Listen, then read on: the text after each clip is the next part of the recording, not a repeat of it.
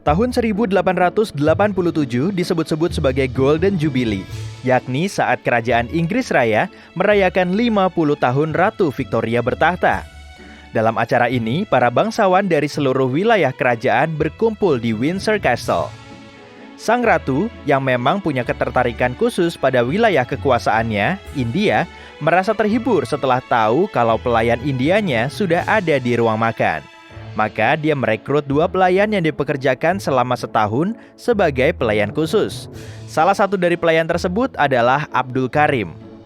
Hari itu, sang ratu menuliskan kalimat ini di buku hariannya. Pelayan yang satunya jauh lebih muda, tubuhnya lebih kurus dan tinggi, tapi ekspresi wajahnya serius. Pada saat itu, sang ratu belum tahu kalau dia pernah bertatap mata dengan Abdul secara nggak sengaja. Jadi, di tahun sebelumnya, dia mengunjungi pameran kolonial India yang diadakan di Kensington Selatan. Yang Mulia Ratu sangat terpesona dengan tenun karpet khas India yang dipentaskan oleh para tahanan di penjara Agra. Mereka datang ke London di bawah pengawasan John Taylor. Abdul Karim bekerja di penjara ini sebagai guru bahasa. Dan sebetulnya dialah yang telah membantu Taylor memilihkan karpet sekaligus penenunnya untuk sang ratu. Jadi, saat beliau meminta Taylor mengirimkan 2 orang India asli ke istana, pria itu langsung memilih Abdul. Tak lama setelah Ratu Victoria mengamati kehadiran Abdul saat sarapan di Frogmore House, beliau langsung terkesan. Kemudian, beliau juga memerintahkan agar Abdul belajar bahasa Inggris secara intensif, sehingga keduanya bisa lebih mudah dalam berkomunikasi. Sementara itu, Abdul juga membantu sang ratu. Dia mengajarinya bahasa Urdu, yaitu bahasa yang dipakai oleh bangsawan India. Tentunya, ini jadi sangat berguna bagi sang ratu dalam menangani urusan politik. Suatu ketika, untuk mendekatkan Ratu Victoria dengan budaya negara jajahannya itu, Abdul memasak kari ayam lengkap dengan dal dan pilau. Sang ratu sangat menyukainya, sampai-sampai hidangan ini ditambahkan ke dalam menu regulernya. Di salah satu suratnya, sang ratu juga mengungkapkan rasa sayangnya kepada Abdul dengan menulis, "Aku sangat menyukainya karena dia sangat baik dan berhati lembut. Dia juga bisa memahamiku. Yang jelas, dia memang bisa membuatku nyaman." Meski sang ratu sangat bahagia, Abdul justru galau. Di buku hariannya, dia mencurahkan kalau dia merasa seperti jadi pendatang di negeri antah berantah yang dikelilingi orang-orang aneh. Dia ingin sekali pulang ke India, tapi Victoria mau agar dia tetap tinggal di Inggris. Akhirnya, Ratu menyadari kalau pekerjaan Abdul yang dulunya sebagai pegawai di Agra tentu sangat rendahan. Jadi, beliau menaikkan pangkatnya dengan memberi gelar khusus Munshi, yang berarti sang guru. Menurut para ahli sejarah, foto Abdul sebagai pelayan seketika disingkirkan. Lalu pria ini menjadi karyawan pribadi Ratu Victoria pertama yang berasal dari India. Selang beberapa saat, sang ratu menunjuk Abdul sebagai sekretaris India, lalu memberinya gelar Companion of Most Eminent Order of the Indian Empire dan Companion of the Victorian Order. Beliau bersedia memberikan gelar setinggi mungkin agar Abdul merasa senang. Abdul pun menyambut kebaikan hati sang ratu. Dia boleh kembali ke India sesuka hatinya.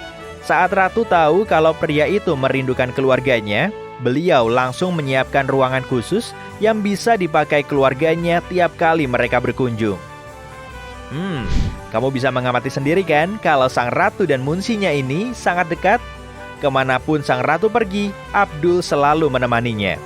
Hubungan mereka sudah sangat akrab, bahkan lebih akrab dari hubungan antara sang ratu dengan anaknya sendiri. Sampai-sampai beliau juga bersedia merogoh koceknya untuk memesan lukisan potret Abdul.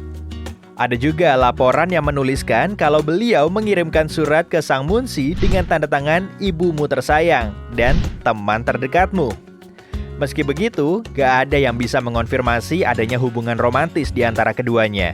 Kemungkinan besar mereka cuma berhubungan dekat aja kok, karena usia mereka terpaut 40 tahun.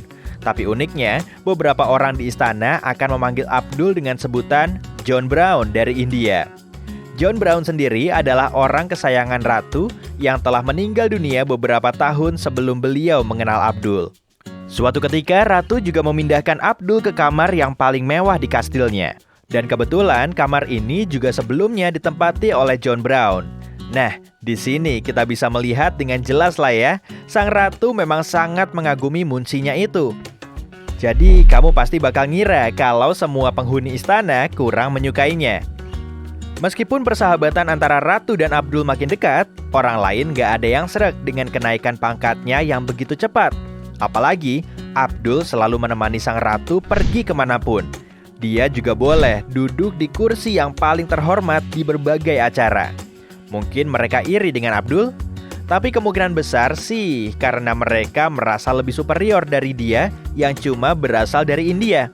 Gak ada pihak istana yang sukarela menyambutnya, meskipun ratu terus-terusan meminta mereka.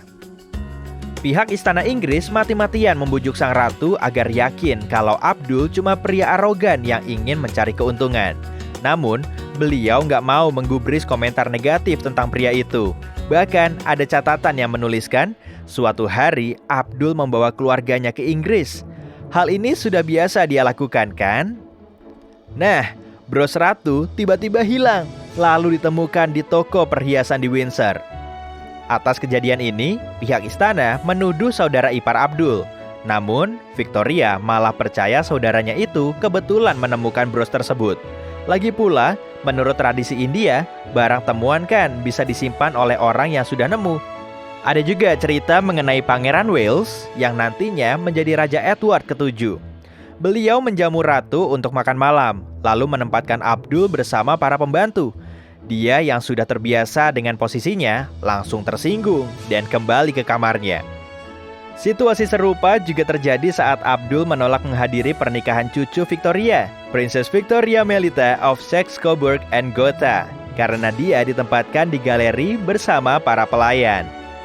Dalam dua kejadian ini, ratu lebih memihak Munshi dengan bilang dia seharusnya memang bersama dengan anggota keluarga inti kerajaan.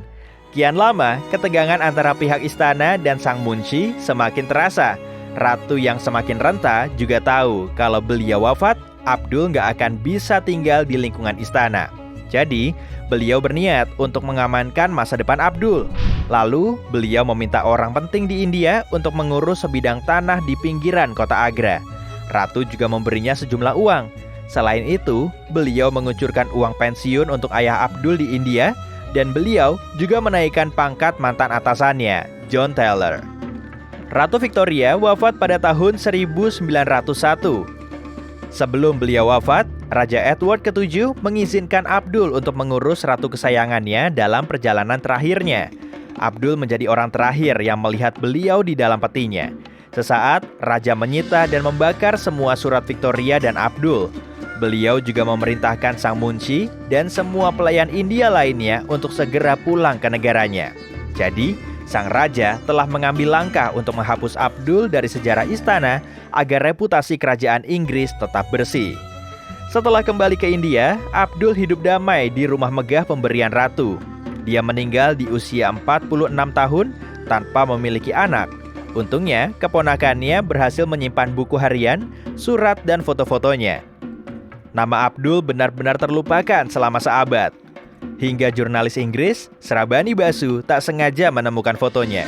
Diperlukan waktu 5 tahun hingga akhirnya Basu bisa menyingkap rahasia kehidupan Abdul. Dan pada tahun 2010, kisah kehidupan Abdul Karim, pria asal India yang pernah menjadi orang terdekat ratu, diketahui publik.